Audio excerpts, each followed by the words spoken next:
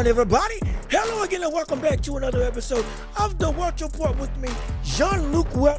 Make some noise, clap it up, get excited wherever you are. We are back with another episode delving into the world of boxing. That's right, we got a jam-packed episode for you today, talking about Canelo Alvarez versus Jermell Charlo for the Undisputed Super-Middleweight title on September 30th. Oh, who's gonna win? Does Charlo even have a shot? And if so, what does he need to capitalize on, and what does Canelo need to do to take hold of this fight and actively retain his championship? Also, we're going to talk about Big Bang Zhang versus Joyce in their rematch that happened earlier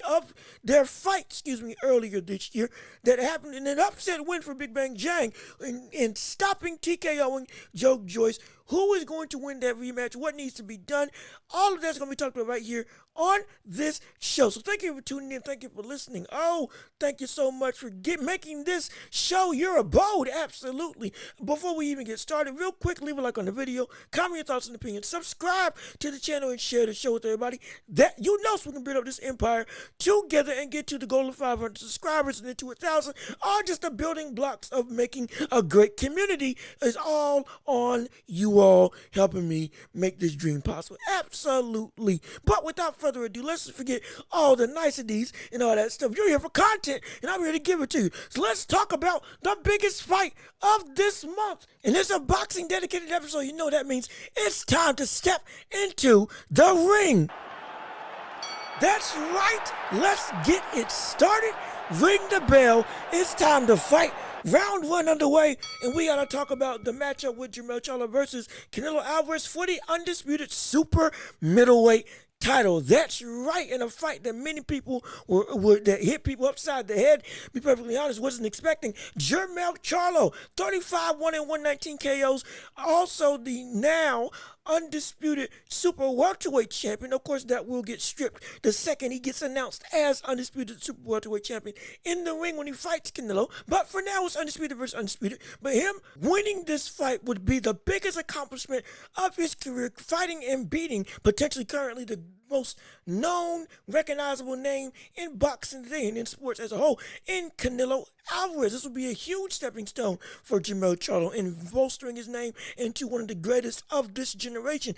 Already phenomenal, already should be considered a top 10 pound for pound, boxer, with him being an undisputed champion at 154 at super welterweight. But that's one of the things that's at stake for this fight in terms of the whole context of the severity and just grandiose nature of everything that this fight entails, as well as not only will him beating Canelo be something momentous, but also this will see a potential fight between him and Terrence Crawford later on next year for the undisputed super middleweight title, if in fact he is the one to beat him. And regardless of if he is or is not the winner of this fight, point blank period, most likely will be fighting Terrence Crawford for the undisputed super middleweight title come next year. And Charlo right now is in a firm position to, after talking all that smack to Terrence Crawford at ringside, after all the hullabaloo of that beatdown that was Terrence Crawford over Errol Spence Jr., now this will be an opportunity for him to have his crack at Terrence Crawford and stop him from becoming the first ever three-time undisputed champion in 3 different divisions. Never happened before. He can potentially stop history and make his own history as being one of the greatest of a generation. And it starts with this fight versus Canelo. So that is what the context of this fight is. Oh, it's phenomenal. Oh, it's incredible. This is, again, a big-name fighter versus the not a big-name fighter, the biggest name fighter in Canelo Alvarez versus a big-name fighter in Jermell Charlo. This is a fight that I've been excited to see. I wasn't expecting it to happen. Neither were a bunch of other people, but this is now a reality. And what will this reality entail for the future? Well, it depends on who's the winner of this fight and who actively takes the crown of the undisputed super middleweight title. So now that we got the context out the way, now let's talk about the tail of the tape between these two boxers in the start of our breakdown of this fight and who is the bigger man. And this question is a really It's not confusing, but it is more layered than many people may expect because Charlo is, in fact, the bigger guy in terms of height and length. He is taller, about 2 inches taller than Canelo, and longer, 2 inches longer than Canelo in terms of his reach, 73 inches to 71 inches in favor of Canelo Alvarez. So he's got the physical attributes to be able to say, yes, I am the bigger man. However, in reality, it is Canelo who is the bigger man in this fight because of the fact that Canelo's fought at 168 much longer than Jermell Charlo. Again, this is being Jermell Charlo's first crack at this weight class ever, moving up from 154 to 168, a 14-pound difference. So Canelo's got him beat there as well as overall power. And that's going to be the biggest problem for Charlo, and one of the biggest concerns in this fight is the out-and-out power that Canelo has, coupled with, again, being the bigger man naturally in weight. With this fight being at 168, this is a power that Charlo is not used to. This is a power that Charlo has never even attempted, nor has even experienced in his career in a professional setting inside the ring. This is a situation where we could see Charlo legitimately succumb to just the outright pop that comes with fighting at 168, especially going up against one of the most powerful punchers in the division in Canelo Alvarez. And again, I brought this up with other fighters in the past when they move up in weight. I've criticized it when it was Roy Jones Jr. doing it because, again, could he withstand the power as well as how would his body be able to react and still hold on to everything that he was good at when he moved up to the weight class in heavyweight. And then when he moved back down, well, you saw exactly what happened. I did the same thing with Noriega Inoue when he moved up to fight Stephen Fulton. Would he be able to fight and beat an opponent who, even though all the skill set may say he's absolutely better, will he be able to take the power of Stephen Fulton, even though Fulton isn't necessarily a great power puncher in the slightest? He is still a big guy, and he's never fought somebody with the power at 122. Maybe that weight will hold differently when you actually get hit by it. And even not big punchers can have big pop when you aren't used to that level of weight before. And that's the same thing I had to say when it comes to Jermell Charlo moving up 14 pounds to fight Canelo Alvarez. This is a real concern, whether or not his chin and body will be able to hold up to the outright power and outright force that we're going to see Canelo put on him when they step into the ring. Again, I'm not saying it's end all be all, but I am saying it's a real concern. But beyond that, now going into the rest of the breakdown, moving on from the tail of the tape, another big concern with Jermell Charlo is the fact that he hasn't fought in a while. This brother's been out the ring for 2 years. He ain't fought since 2021. Now, granted, it's because of mental health issues, and I'm glad everything is good now. I'm glad everything is okay. I'm glad he's back in high spirits. I'm glad he's back to being the Jermell Charlo that we all know and love. And he is able and fit within himself and by his team to be able to get back into the ring. Absolutely. No problem with that. We applaud that. No issue at all with that reason. But even though we don't have a problem with the reason, we have a problem with the layoff. That is still a concern. With them being out 2 years of the ring, with them being out of the ring 2 years, what will this mean for his actual ability? Will we see ring rust be apparent on Jermell Charlo when he steps into the ring against Canelo Alvarez? It's going to be a situation where we won't see the same Charlo that we are expecting, all because he hasn't gotten used to the work rate and just the outright feeling of being in a big-time setting, in a prime-time setting, being in the ring against a game opponent, and having to, again, work out kinks as the fight goes on. That could be incredibly detrimental. That could be the very reason why we see this fight end early if it does end with Canelo winning, because of the fact that we could see Charlo not in the same state that we saw him in when he last fought against Castano in their rematch. This is the reality of the fight game. When you aren't in the ring for a while, it can lead to either A, great things because you've retooled, regrouped, and gotten better, or B, terrible things because now you're not used to the ring at all and you lose something of yourself, and now you got to work to gain that aspect of your fighting ability back. And if you got to work with that, or you got to work that out while you're in the ring against, again, one of the best in the world in the face of boxing right now in Canelo Alvarez, that's a problem. That's a real problem that we have to look out for. This isn't jumping on Charlo. This isn't just giving out or trying to give any situation as to why, oh, he ain't ready for it. No. He is ready. Again, I think he is better than his brother. I think he's the better of the two Charlos. And again, he is undisputed at super welterweight for a reason. But with that being said, still, with him not being in the ring for 2 years, with him not getting any semblance of active action, actively getting into the high stakes of the fight, into the thick of it, because as we all know, training and in-ring is a completely different ballgame.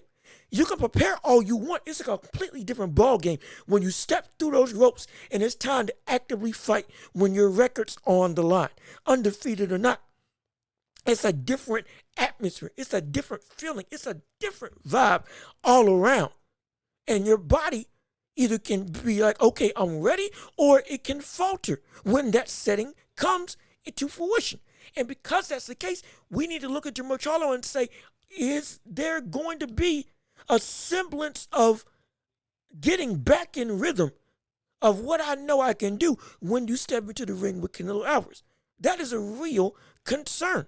It's a real concern. It's a real concern. It's not something that we're blowing out of proportion. This is a reality. We could see a situation where Jermell Charlo isn't the Jermell Charlo that we know. The Iron Man himself no longer is iron. His iron is rusted.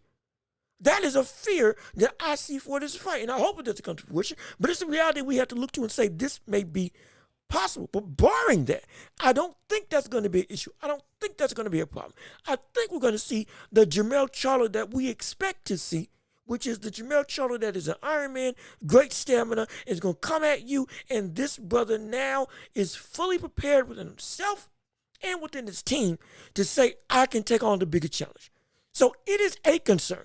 Even though I'm not concerned about it, it is something that I will have my eye on. And is all in all a real possibility that we could see happening in this fight. But now with that out the way, how is it that we could see Jermell Charlo win? Does he even have a shot at winning against Canelo Alvarez? And with that being said, the answer to if Jermell Charlo has a shot at winning this fight is absolutely yes. Oh, yes, he can. Oh, yes, he can. Even being the smaller opponent, even being, again, the guy from 154 moving up to 168. Yes, he is. He can absolutely be the man to beat Canelo Alvarez and join the ranks of Bivol and Floyd Mayweather and bolster his name into the ethos of boxing even further than what it is right now and secure his spot potentially at fighting Canelo, not Canelo Alvarez, secure his spot at fighting Terrence Crawford for the Undisputed Super-Middleweight title, with him retaining later on next year, if that in fact is the trajectory that this fight is going to have once it's all said and done. So absolutely he can win. But how can he win? Well, there's a couple ways that he can do it. One of the ways that he can win is the fact that he uses length and reach to work Canelo like Bivol did when he fought against him. Again, being the longer and taller opponent has its advantages against a shorter fighter.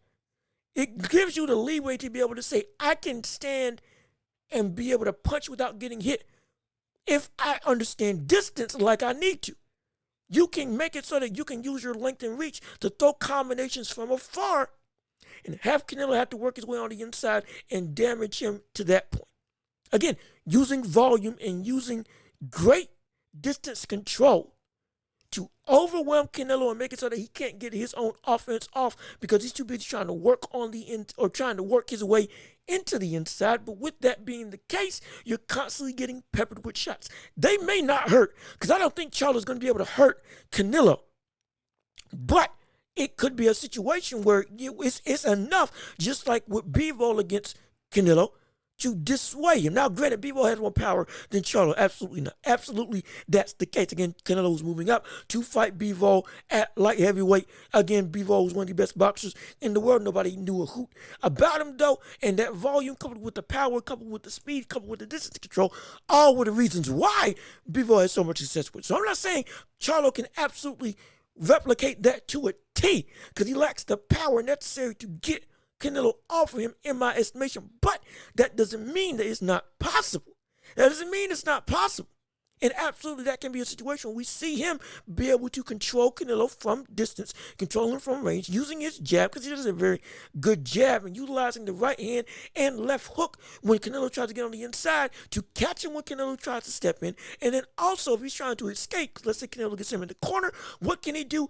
Throw that left hook and get out of dodge and circle back into the middle of the ring and do the dance all over again. Absolutely, that's possible because there is a blueprint to beating Canelo. Again, Floyd Mayweather did it, but most people ain't Floyd Mayweather. If anybody in this generation is Floyd Mayweather. So no, that probably isn't feasible, but the way that Bivol did it is absolutely possible. But another way that he can beat it is the fact that his hand speed is faster. Mind you, I mentioned the fact that throwing in volume can beat Canelo Alvarez, but what I said was, I don't think Charlo has the power to be able to do that and just use his power and volume to dissuade Canelo from doing what he wants to do and getting on the inside as Bivol did. But it is the speed that Charlo brings to the table that can make up for that lack of power, that can still control the fight and dictate this fight into a win on his behalf. Because with Charlo moving up from 154 to 168, it's a situation where he is the faster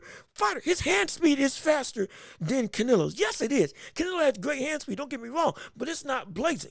And again, I'm not saying Charlo has I'm not saying Charlo has a Amir Khan level's hand speed, but it is indeed definitively faster than Canelo Alvarez. That is the absolute truth. And because that's the case, he has the ability to be able to punch before Canelo can react. That is in all possibility that we could see Charlo implement in this fight. With him being able to be the faster fighter, he can get off first with his punches and also potentially retreat quicker than Canelo's able to actively catch it. And we've seen Canelo struggle with fighters who are faster than them. Again, you go off to Amir Khan. Even though, yes, we know he knocked him out, it was still, that speed gave Canelo something to have to work around and something to legitimately struggle with. Floyd Mayweather, way back earlier in his career, yes, we know he evolved, but even still, it was a blueprint that we saw bode true constantly throughout his career.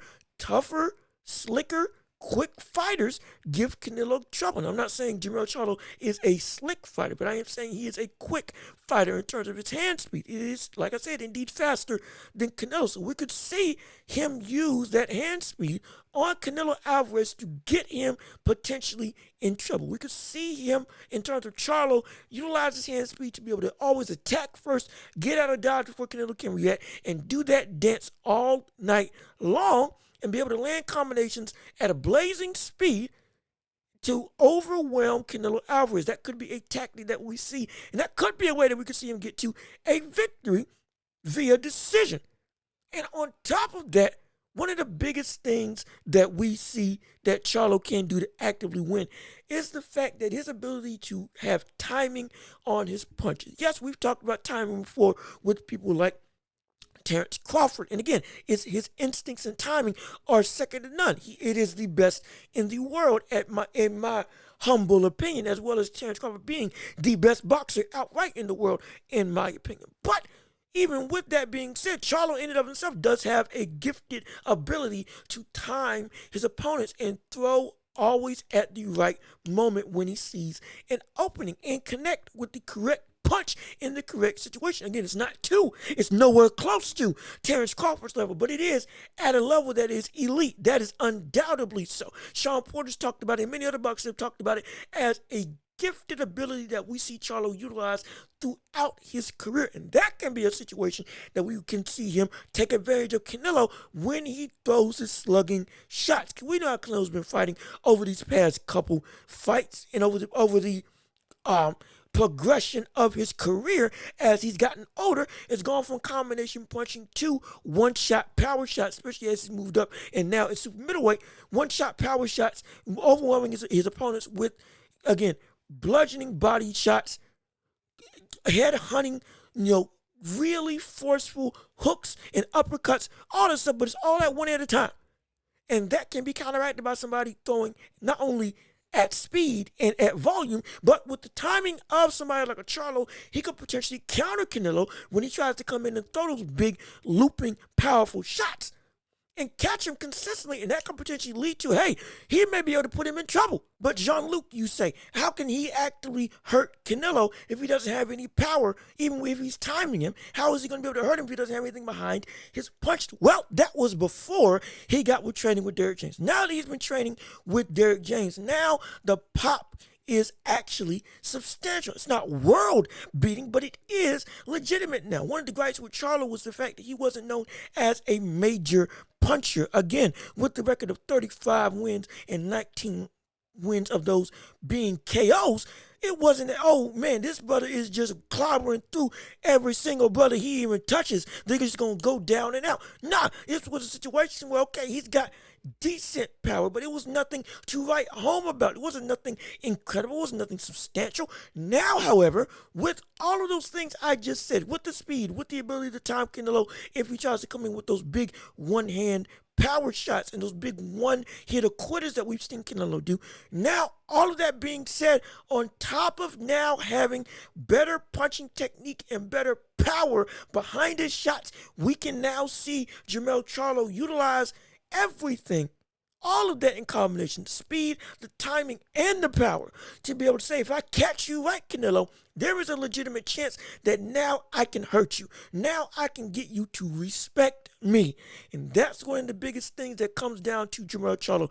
Can he get Canelo Alvarez to respect him? Can he get Canelo Alvarez to respect his power, not just his boxing ability, but the outright ability to land and affect Canelo? Because if that doesn't happen, we're going to see Canelo walk forward all night long like he's been doing. But if he can get Canelo to actively respect, oh, this brother's got some pop to him, it gives his chances of winning a much higher likelihood, because now it won't be Canelo like Canelo did against John Ryder, like Callum Smith, and like other boxers that we've seen Canelo face. It's a situation where if you can get him to actively not just be able to walk through what you're trying to do and just come forward with this guard up just because, oh, you can't phase me at all, but actively get him to react, oh, that makes your chances of winning against Canelo exceptionally higher. Exceptionally higher. But with that being said, that is how we can see Charlo actively beat Canelo Alvarez. And if I was to pick him winning, it would be by decision, most likely. Split decision, because I think it's going to be a close fight. But that's how I could see him doing it. I don't see him being able to knock him out, even with the newfound ability to punch with purpose that he found with Derrick James. I don't think he's going to be able to knock him out. But being able to outpoint Canelo with this volume, with this speed, and with this Iron Man mentality, absolutely, it is a possibility that we could see happening and come to fruition. And if I was going to pick it, it would be Jermell Charlo by decision. But that's how he can win.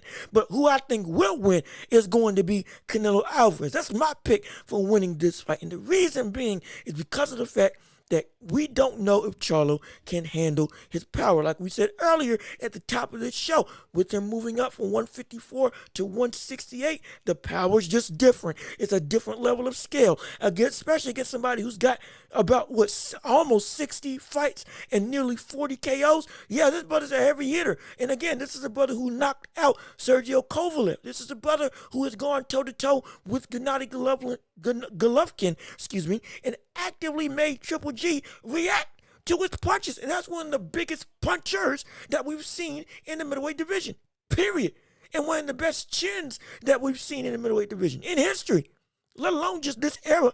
That brother is something serious. And Canelo fought him 3 times and lived to tell the tale and won twice. So this is a real situation where his power, weight, and just overall larger frame than Jermell Charlo is going to be able to win him today, as one of the bigger aspects as to why he will be able to win this fight. And again, when he actively does what we know Canelo's going to do, which is land body shots, which is attack the basement of Charlo, like Teddy Atlas always says, with him wanting to hit anything and everything to wear you down, even if he doesn't land on you cleanly, just to make it so that later on in the fight you won't be able to do anything because your body will be too beat up.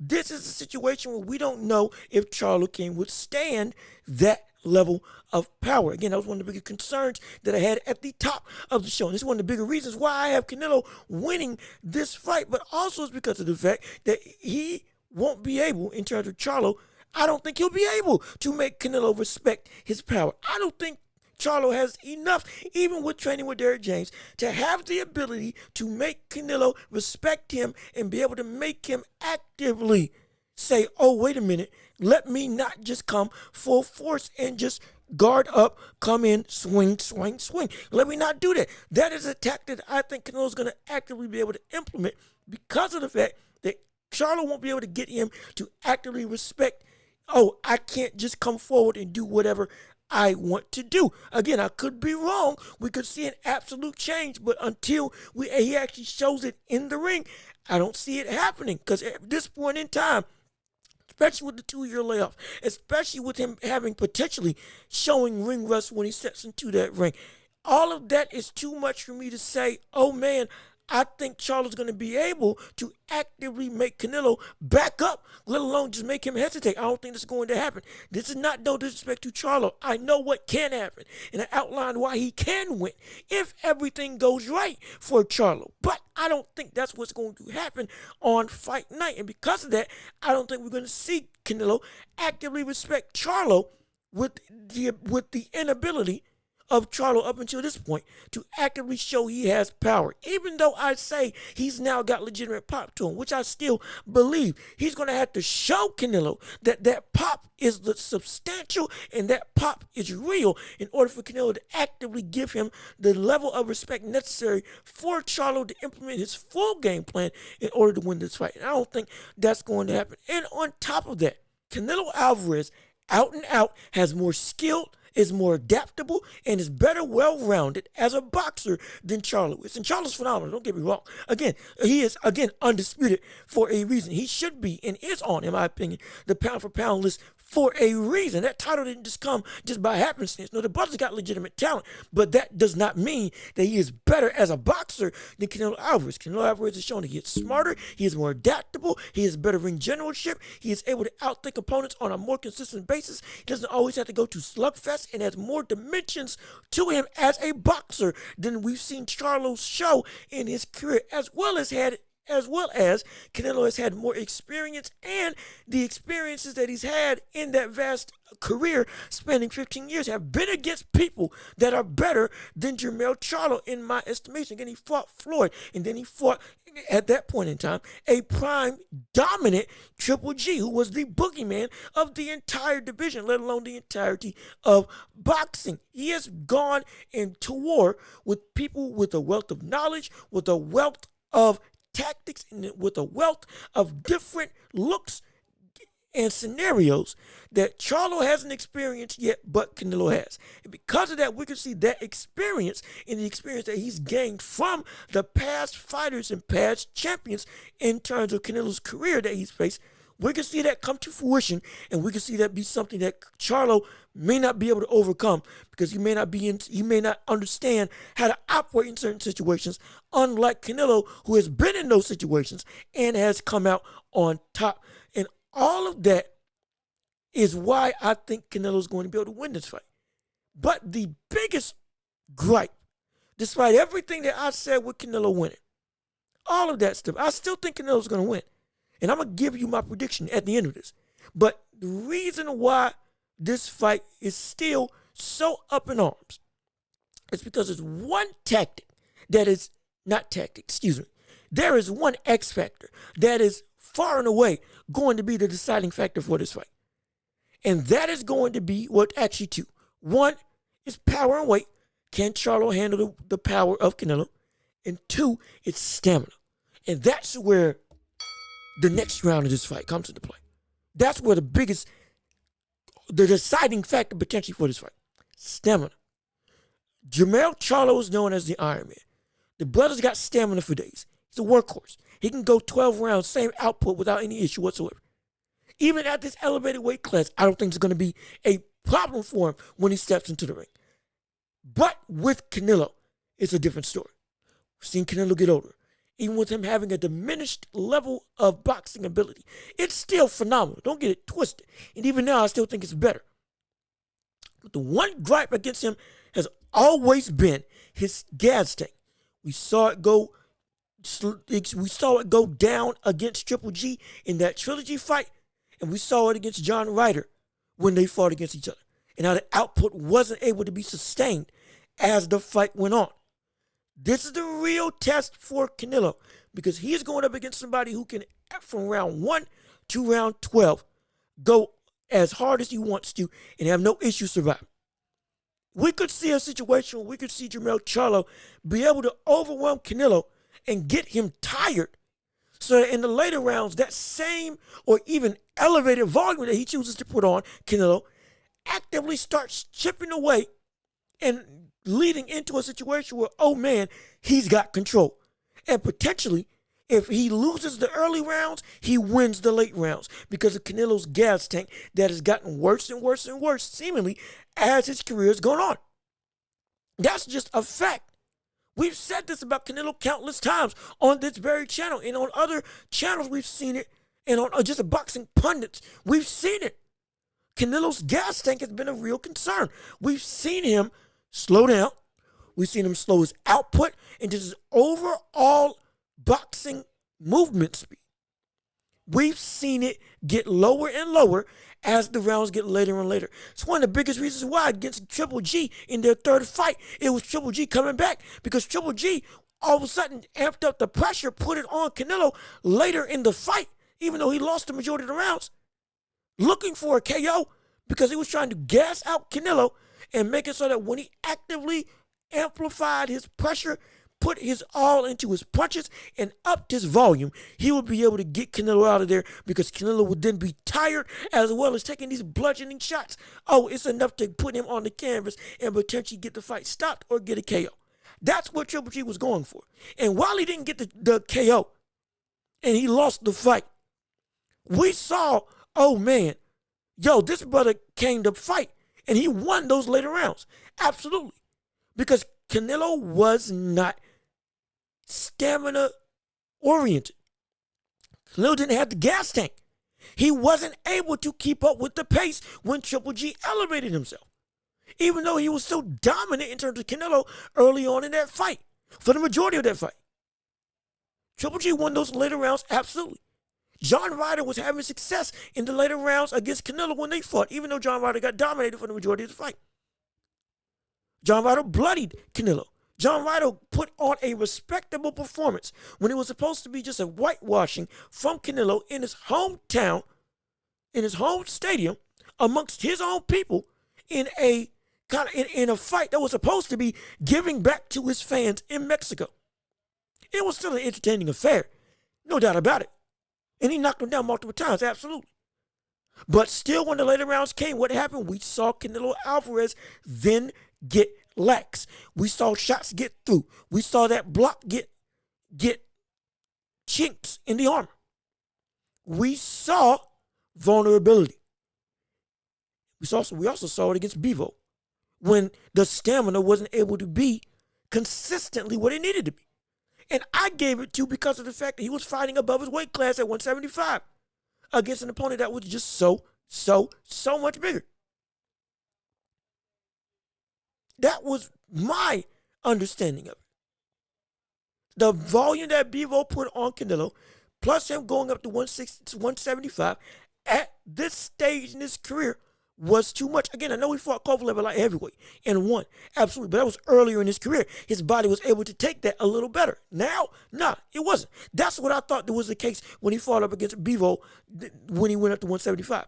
But when he went back down, still those stamina issues were persistent.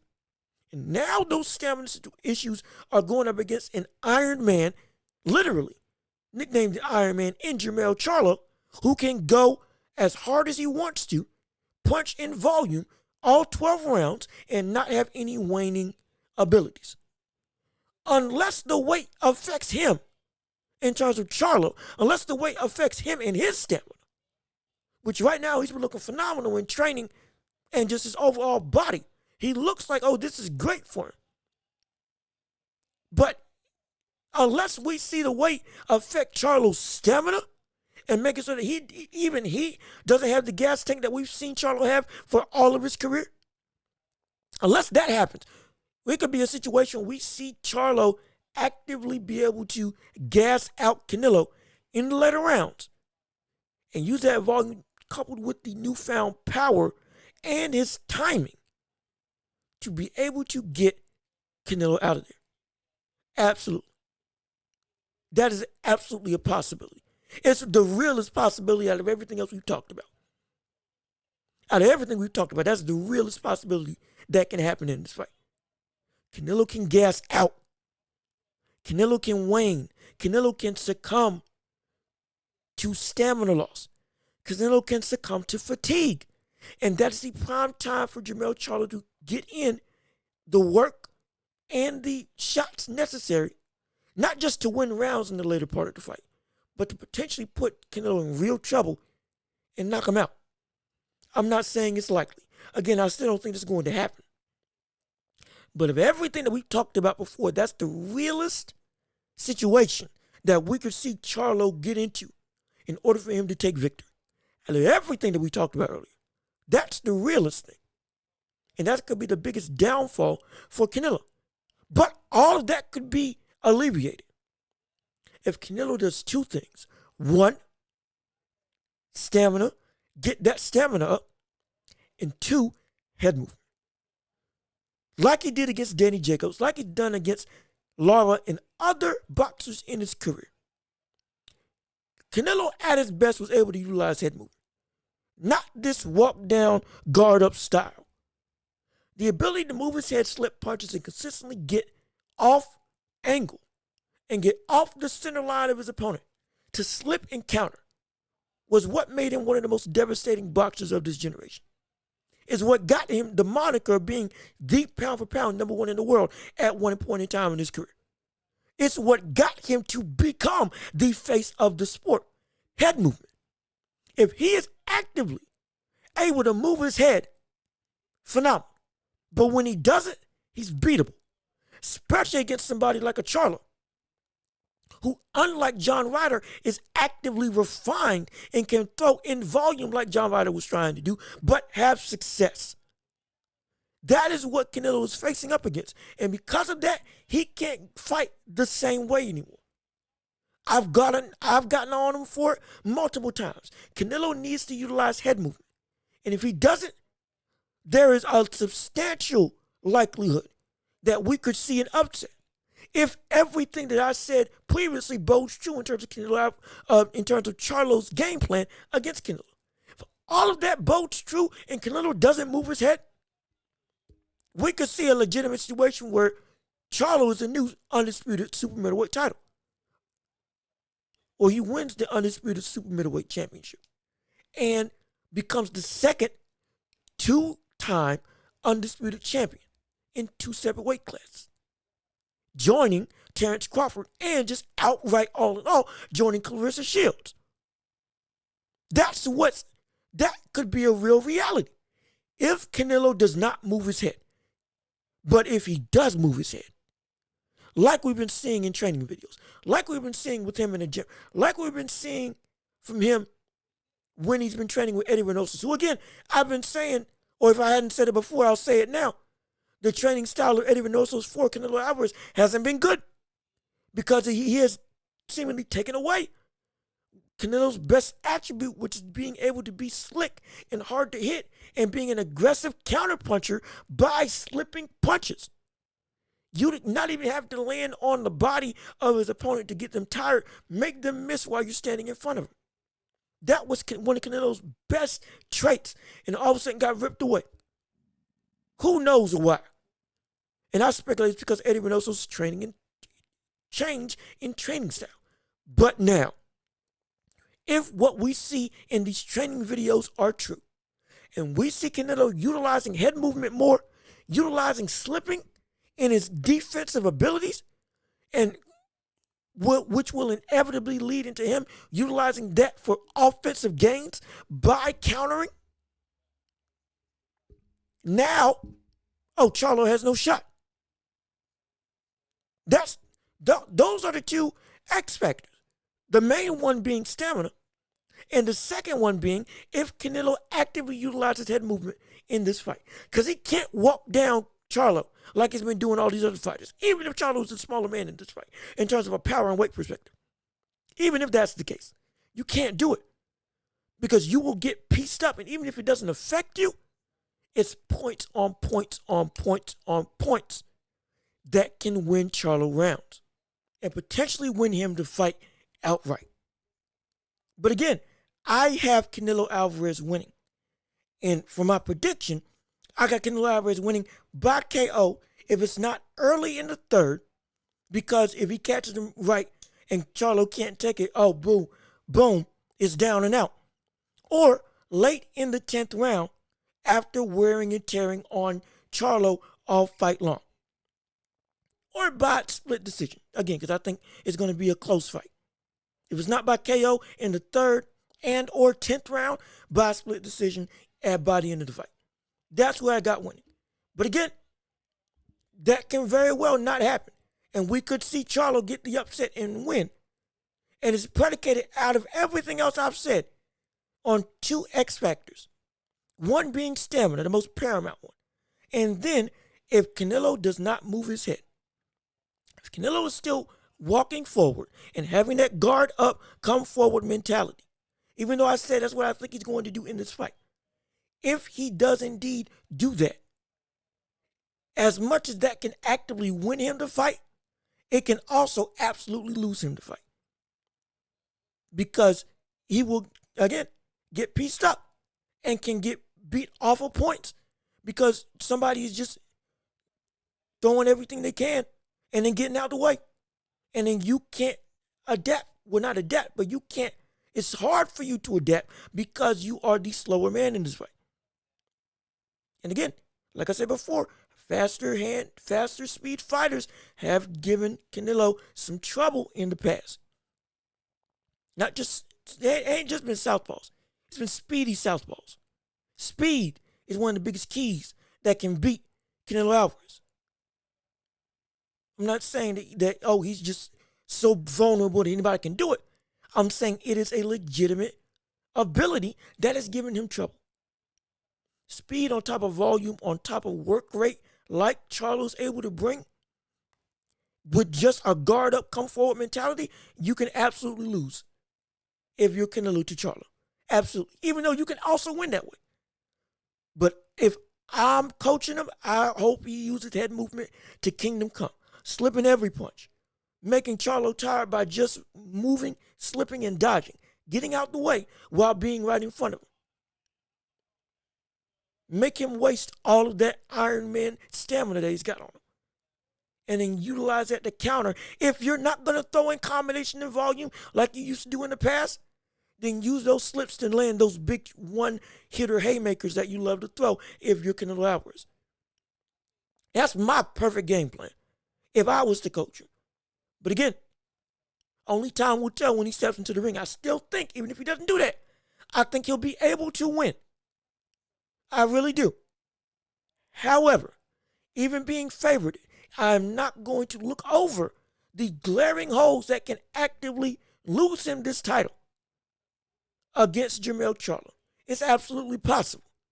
Absolutely possible. If his stamina doesn't hold up and he doesn't utilize head movement and allows Charlo just to say, okay, I'm just coming forward. And if Charlo says, okay, even if you don't respect me, that's not going to stop me. And Charlo starts racking up points, we could see a situation where even if he's not hurt, he still gets beat because he was not able to combat the work rate of Charlo with enough significant shots of his own power throwing style. That's what could happen. But again, I got Canelo winning in this fight via KO or split decision. KO in the 3rd or the 10th, split decision outright by the end of the fight.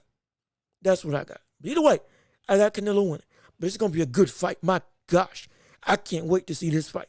It's going to be incredible on September 30th. But now moving on to the last portion of this show, talking about Big Bang Zhang versus Joyce in a rematch of an upset win by Big Bang Zhang over Joyce earlier this year. Oh, who was going to win this fight on September 23rd? I believe that's this weekend, if I got my dates correctly. But regardless of which, Who exactly is going to win this fight, and how is this going to turn out? Well, in my humble estimation, I got Joyce losing again to Big Bang Zhang. Again, we've spoken on this briefly on this show in past episodes, but I got Big Bang Zhang absolutely demolishing Joyce again in this fight with the same tactic of utilizing the big left hand and just spamming that all night long. Because understand this, if you didn't catch the first fight, it's very simple. First fight, they get into the ring, stand in the middle of the square circle. Big Bang Zhang throws a left hand. It lands.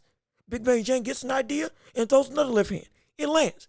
And then after that, Big Bang Zhang throws a big left hand every single moment that he can at any given point in time, at all points of the fight, and just spams it repeatedly, constantly, up until he gets Joyce into a TKO stoppage because he swells up his eye. That's what happened. That is absolutely what happened. It was just a constant situation of Zhang to southpaw. Joyce ain't fought against a southpaw yet. Joyce never moved his head. Joyce doesn't have any lateral movement whatsoever. His defense has been shoddy and subpar at best because it's always just been hold up and guard or just tank shots because, again, I'm a juggernaut. I can just walk through whatever I want to and just eat whatever he needs to eat from the opponent and then, boom, land the big jab or the big straight right and just go for broke. As time goes on, as the fight goes on, up your output, up your aggression until you reach full open valve, full outright offensive capabilities if you're Joyce. And then, again, just sustaining that level of output all 12 rounds. He does have a gas tank. Joyce does have a gas tank for all of the lack of speed that he's got to him and lack of good defensive ability that he's got to him. His game plan is very simple. Either block everything, eat shots, and then just overwhelm you with volume because I'm the juggernaut. And once I get moving, I can't be stopped. That's been Joyce's MO. And because of that, it's won him a bunch of stuff, but now he's going up against somebody who can bang with Joyce and has speed to be able that you can't compete with, as well as legitimate power that can affect the seemingly unaffectable.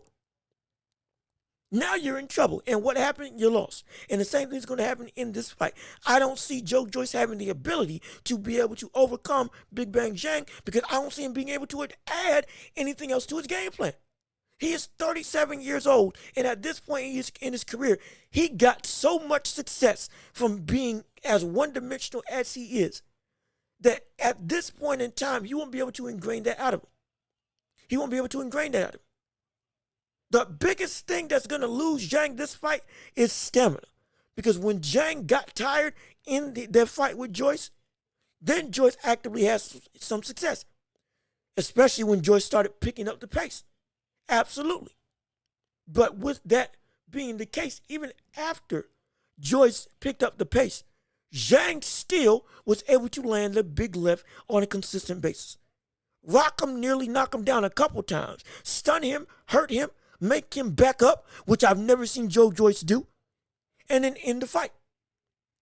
So because of that being the status quo for Zhang, again, who had just gotten better in terms of his stamina, because let's face it, before that fight, in the fight that he got robbed of, it was a situation where stamina was one of the biggest reasons why he was in trouble in that fight. And then in this fight against Joyce, the first time they fought, stamina started affecting him again. It was better than his previous fight, but it still had an effect on Zhang, and yet he still won.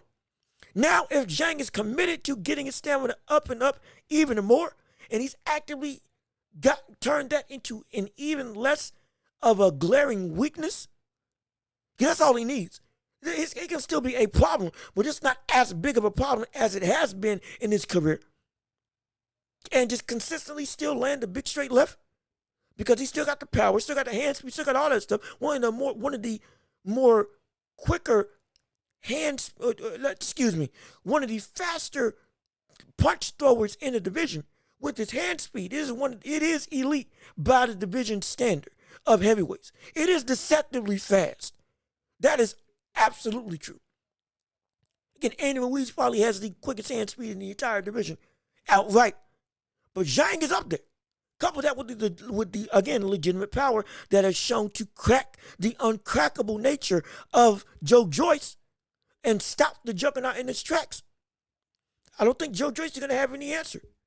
I don't think he won't be able to adapt in time. He won't be able to make changes that actively stay true to his person as the fight goes on. Because if he gets in trouble again, what's going to happen? Old habits are going to rile back up. Now again, if Joyce is able to actively overwhelm Zhang and just from the jump get at him, smother him, and use his outright aggression from the jump rather than waiting, and it be effective, okay, we can see a different story. But I don't think it's going to happen. I really don't think it's going to happen. Mainly not just because of everything else I just said, but the defense of Zhang on Joyce was incredible. It was legitimately incredible. Catching punches left, right, and center, moving his head, slipping just enough to get out the way, and then landing the big left consistently. It was great. It was great. Nullified all of Joyce's offense. So again, Zhang has Joyce figured out. And Joyce is just trying to get with the concept of fighting a southpaw, let alone a skilled southpaw like Zhang. So because of that, I don't see any way, shape, or form that we can see Joyce winning this fight. So I got Big Bang Zhang by KO once again. Probably earlier than the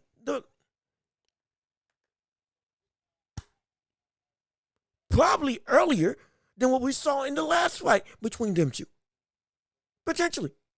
If we could very well see an earlier stoppage if we see a Joyce that has not adapted. 6th round. Or let's say he has adapted. 9th round stoppage. Or 10th. That's what I can see happening. Because even, again, if he doesn't adapt, which most likely is going to happen, same outcome. If he does adapt, it's still not going to be enough. It's not going to be enough. Because as much as you are able to have output, Zhang, outside of stamina, has you figured out in every way, shape, or form. Every way, shape, or form. So unless stamina all of a sudden bottoms out for Zhang again, and he gets even worse than his improvements that he showed in the Joyce fight, yeah, then, okay, yeah, I'll give you Joyce. But outside of that, nah. Zhang's winning this by KO in either the 6th or 9th round. Actually, maybe, no, yeah, 6th or 9th. That's what I got. If not just by unanimous decision. Because I don't see any way, shape, or form that Joyce has a shot at winning this fight with how utterly complete Zhang was able to actively beat him. That's what I got to see. And I can't wait to see it this weekend. But with that being said, this has been another episode of the Welch Report. Thank you so much for tuning in. Thank you so much for listening. Again, leave a like on the video, comment your thoughts and opinions. Subscribe to the channel and share the show with everybody that you know so we can build up this empire together. Absolutely. Thank you so much for tuning in and listening to this show. We're also on Spotify, Apple Podcasts, Google Podcasts, you name it. We're there. If not, we'll get there. Y'all have been phenomenal. Hey, tell me if I'm right. Tell me if I'm wrong. Spread the word about the show. Let's build up this whole community together. Peace and love. We are out of here.